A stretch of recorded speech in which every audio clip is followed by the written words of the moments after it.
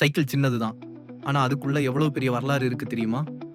Cycle கிட்டத்தட்ட 200 வருஷத்துக்கு முன்னாடி ஜெர்மனியில கண்டுபிடிச்சாங்க.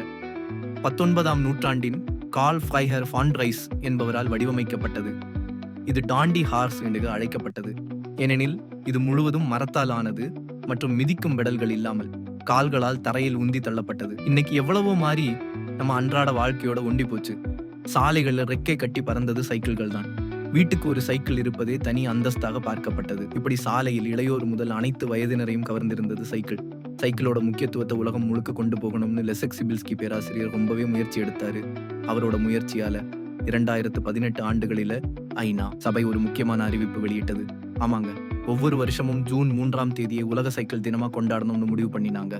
மோட்டார் வாகனங்களின் படையெடுப்பால் தனது மவுசை இழந்தது சைக்கிள்கள்.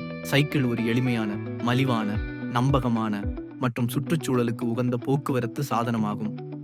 இது 2 நூற்றாண்டுகளுக்கும் மேலாக பயன்பாட்டில் உள்ளது.